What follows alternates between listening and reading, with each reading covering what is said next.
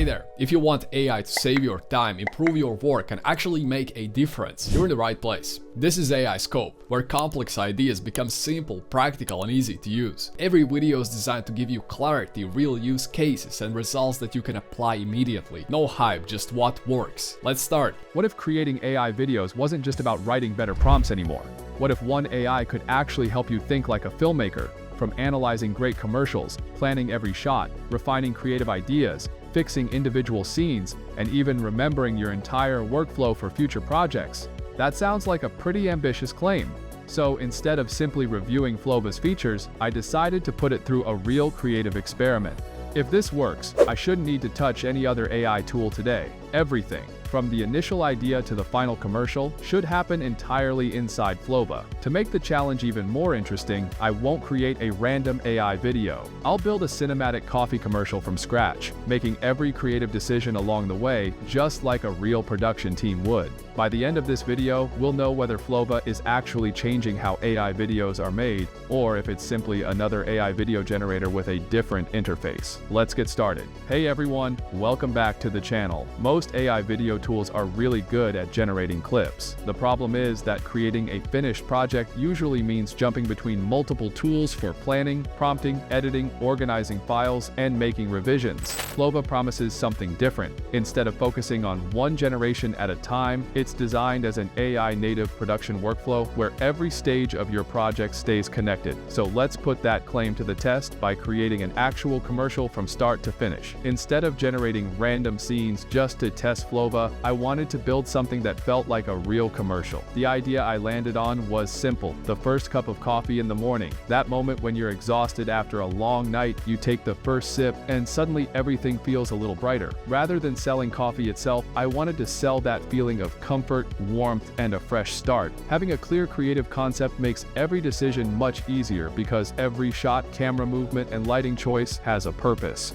To help Flova understand that vision, I uploaded a reference commercial that captured the cinematic style I was looking for. My goal wasn't to copy it, but to understand why it worked so well. This is where Flova's reference analysis became really interesting. Instead of simply describing the visuals, it broke the commercial down into its storytelling structure, camera language, pacing, transitions, and shot composition. One detail immediately stood out to me. I noticed the reference commercial always slowed the pacing right before revealing the product. It used a smooth, slow-motion shot with a slight pause that built anticipation before the coffee appeared on screen. That wasn't just a beautiful shot, it was a storytelling technique. So I decided to use the same rhythm in my own commercial. Rather than revealing the coffee immediately, I wanted to build curiosity first and let the product become the payoff of the scene.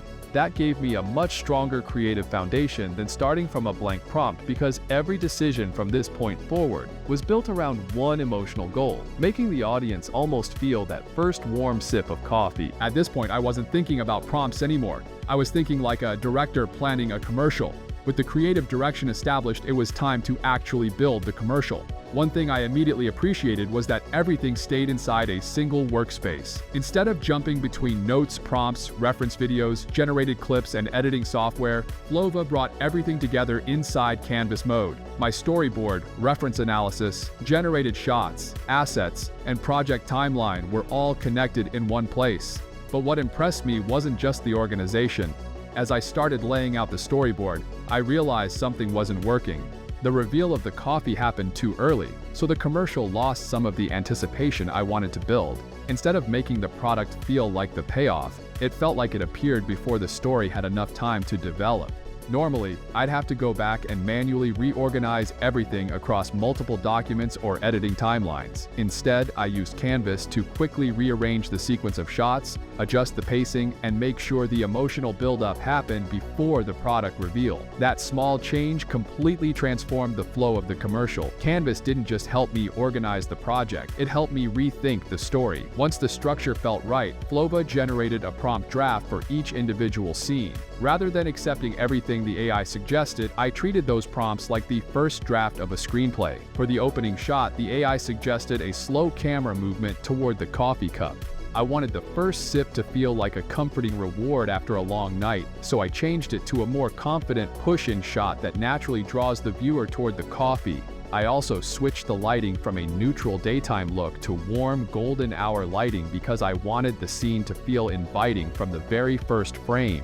Even the character's expression was adjusted to feel more relaxed, making that first sip feel genuinely satisfying instead of simply looking good on screen. Every prompt change had a purpose. I wasn't changing settings just because I could. I was shaping the emotion I wanted the audience to experience. That's when the workflow started feeling less like prompt engineering and more like directing a real commercial. Once the first version of the commercial was generated, I watched it back from start to finish. Overall, it looked great. The pacing felt much stronger after the storyboard adjustments, and the overall mood matched the concept I had in mind. But one shot immediately caught my attention. The composition was solid, but the lighting felt a little flat, and the steam rising from the coffee faded too quickly. For a coffee commercial, those small details matter because they're what make the product feel fresh, warm, and inviting. With many AI video generators, fixing a problem like this usually means regenerating the entire sequence and hoping the new version doesn't introduce even more issues. Instead, I selected only that shot and opened shot-level editing. Rather than rebuilding the whole commercial, I could refine just the scene that needed work.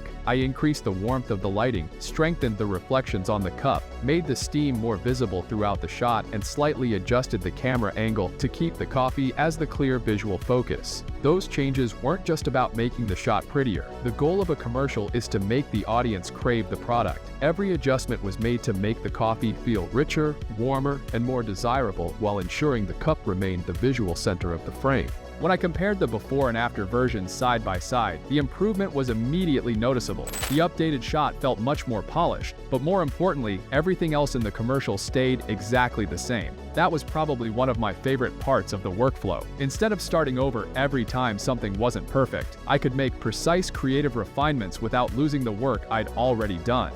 That's much closer to how professional video editing works. And it's a huge advantage when you're trying to iterate quickly on a project. After finishing the commercial, I started thinking about something that's easy to overlook.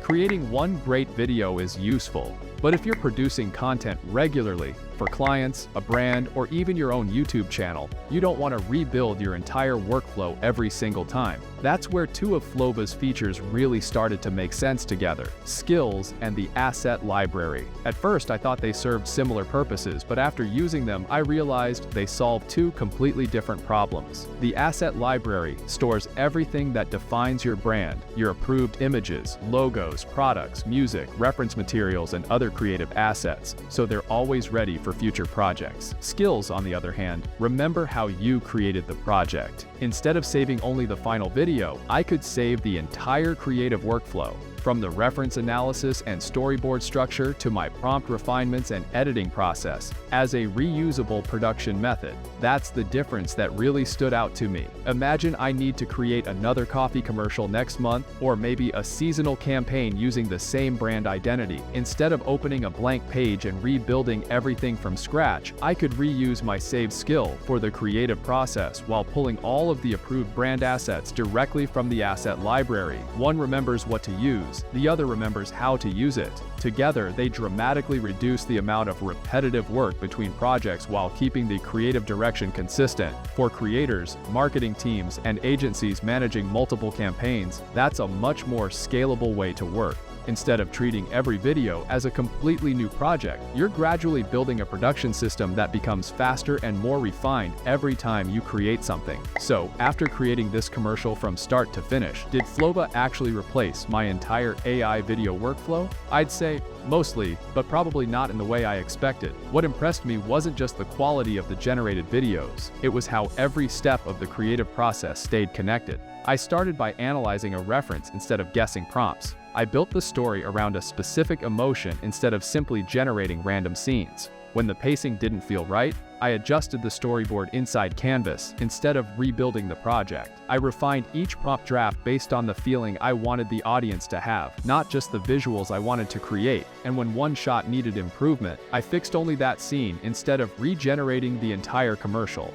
Finally, I saved both the creative workflow through skills and all of the approved assets inside the asset library, making the next project much easier to build. That feels much closer to working inside a real production pipeline than simply simply asking AI to generate another video. So let's go back to the question I asked at the beginning. Can one AI replace an entire production team? After finishing this project, I don't think that's the right way to think about it. Flova didn't replace creativity. It didn't replace the role of a director. What it did replace was a lot of the repetitive work that usually happens between creative decisions. Instead of spending my time jumping between different tools, organizing files, rewriting prompts, or rebuilding projects from scratch, I was able to stay focused on the creative side of filmmaking. And honestly, that's where I think AI video creation is heading. Less time managing tools, more time creating better stories. If you'd like to try Flova yourself, I'll leave my referral link in the description below.